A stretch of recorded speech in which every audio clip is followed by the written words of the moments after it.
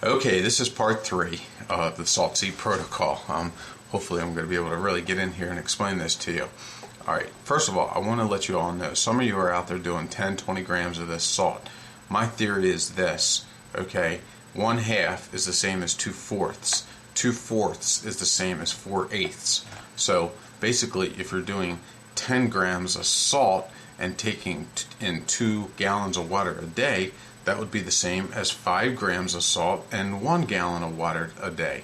Okay, so I choose not to go up that high. The protocol calls for 1 gram of salt and 1 gram of C for every 12 pounds of body weight. I'm 200 pounds, so that would put me, really close to 20 grams a day.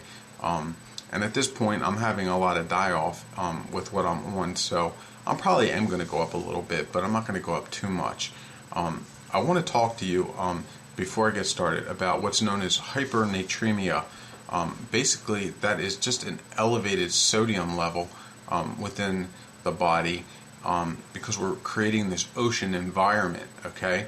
And when you have hypernatremia, if you start herxing from the salt, I want to tell you, my theory is that you're putting yourself in a hypernatremic state, and you probably need to be drinking more water because anytime you put yourself in a hypernatremic state, you're causing again these neurological type problems that come on. They can be headaches, dizziness, vertigo, blurred vision, speech problems, memory problems, fatigue, all sorts of stuff. I mean, in severe cases, even coma and death. So, I mean, you really got to be careful with this stuff. And I'm not trying to scare anyone away. I just want to make you aware of the research. I'm not going to just shoot out the cons. I mean, the pros. I got to let you know about the cons too. Okay? So, here's what I'm doing. Because I have chronic fatigue, but I also have chronic insomnia. So, I'm up for about 12 hours a day right now. And so when I get up, I do 2 grams in the morning of salt and 2 grams of the ester C. And I drink a liter of water. And that's it. I don't drink anything else during the day. And the reason is because the more water you drink, the more you're flushing the stuff out of your system. So the example I give is like a pot of coffee. If you drink a whole pot of coffee in an hour, you'll be climbing the walls. You'll be freaking out probably from all that caffeine. But you take that same pot of coffee and you pour yourself a cup and you drink that pot of coffee throughout the day, over 8 to 10 hour span, well, you're probably going to be awake and alert, but you're not going to be climbing the walls and freaking out, and your heart's not going to be racing. So the same theory applies with this, okay? You want to maintain, you don't want to shock the system, okay, by going from hypertonic to isotonic. So you want to stay in this hypertonic state as much as you can. So going in and out is an adjustment for the body. It's very important to keep this steady. So I say if you're on higher doses, then you should probably be dosing, and you take your wake hours. Like, let's just say you're up 16 hours a day. Well, I would divide that by 4, and then that would tell you to dose every 4 hours, because that gives the salt a chance to go in and do what it's going to do. It gives you a chance to drink and possibly flush out, well, not possibly, but it is going to flush out a lot of that salt. And by the time 4 hours rolls around, you need to reload the body with the salt and drink it again. More water. You just don't want to overkill with the water. I mean, there's also something called water intoxication. So you don't want to slam the water down either. You just want to sip it and drink it throughout the day. So these are important things you need to know about the protocol.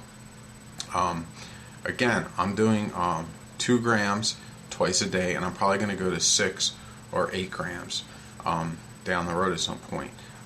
The die-off that I'm getting, I'm calling it Borrelia because that's what I see on the Lyme photo site. I mean, I got these microbiologists coming on, saying it's a worm and, it can only be seen with a dark field microscope.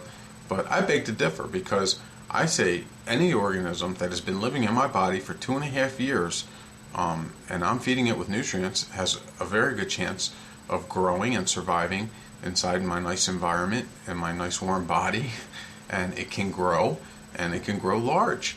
And that's why I've been so sick, and that's probably why you're so sick. So I'm sorry, and I want to apologize to anyone if I've offended anybody with the pictures I'm posting. Certainly by putting the word warning, photos in sight, will give you a warning that they're there if they make you sickly ill to look at. But think about this.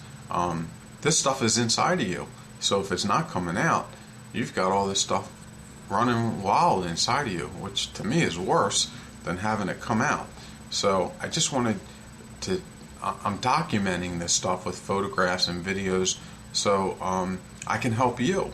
And hopefully I'll be sending off one of my specimens, because I did get a request from a microbiologist down in Florida. They want to take this specimen of what I'm calling Borrelia, and they want me to send it off to them, and they're going to test it out. So anyway, and they told me this could possibly be breakthrough technology or discovery in Lyme disease. So anyway, back to this whole salt sea thing.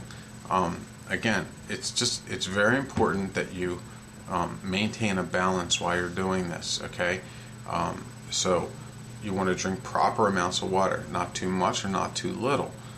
If you want to revert to what I'm telling you with this fraction thing, then I think that's perfectly a good way to go. But you don't want to put yourself in a hypernatremic state, which means too much salt. Okay, and you'll know it because you'll start having neurological problems, and you'll report it as herxing. But it's not herx. I mean, it is herxing, but it's caused from the overload of sodium in your body. So that's with the salt, okay? And remember, you want to divide it up in doses over the day. And you're creating this alkaline environment, which is the pH, which stands for the power of hydrogen. I'm just reviewing things. I can't remember if I said them or if I didn't. So I'm just reviewing things here for you. Certainly, if you have any questions, please feel free to email me. I'm so glad and happy that you all have come to the site. Again, I am not trying to boast myself as this renowned Lyme disease nurse. I mean, this was all new to me a few months ago. I've just been researching, and I'm just trying to share my research with you, and nothing more. So in the end, like I said, I want to get well, and I want to see you get well. And once I get well, I'll be an advocate and probably a household name down the road, because, again, not to become a movie star and profit from this, because that's not what I'm looking to do. I became a nurse to help people, and that's what I do. And I think I do it well. I've been in my career, I've had lots of nice letters written to my bosses, and I've been praised for my excellence, and of course that makes you feel good, but that's not what I'm here for. I'm not here to boast myself. All right, so I talked about the salt. I talked about the probiotics, very important. This also will prevent you, if you are on antibiotics, from getting yeast infections, also known as candida.